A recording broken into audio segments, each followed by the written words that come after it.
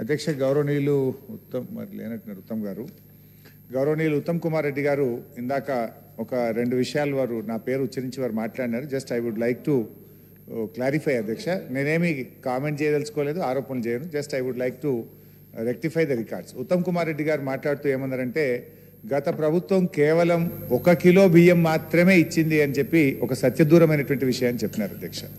యాక్చువల్గా రాష్ట్రంలో ఉండేటువంటి 89,99,000 కార్డులలో కేంద్ర ప్రభుత్వం ఇచ్చేది 56 లక్షల కార్డులకు మాత్రమే ఇస్తుంది.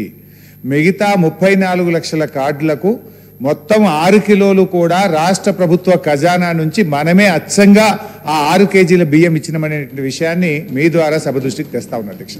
ఉత్తమ్ గారు ఏం చేసిందంటే మొత్తం ఇదేదో కేంద్రమే ఇస్తుంది, 1 కిలో బియ్యం మాత్రమే రాష్ట్ర ప్రభుత్వం ఇచ్చిందని చెప్పే విషయం చేసినారు. ఇది పూర్తిగా సత్యదూరమైనది. రెండో విషయం అధ్యక్ష, 54 లక్షల కార్డులకేమో 1 కిలో బియ్యం ఇచ్చాం, మిగతా 34 లక్షల కార్డులకు మొత్తం 6 కిలోల బియ్యం రాష్ట్ర ప్రభుత్వ నిధుల చేతనే ఇచ్చాం. ఇక కరోనా సమయంలో అధ్యక్ష, కరోనా సమయంలో చూసినట్టయితే 2 సంవత్సరాల పాటు ఉచితంగా 10 కిలోల బియ్యం ఇచ్చిన విషయాన్ని కూడా మీ ద్వారా సభ దృష్టికి తెస్తా ఉన్నారు అధ్యక్ష. ఒకరు మనుషుల గురించి చెప్పమంటున్నారు.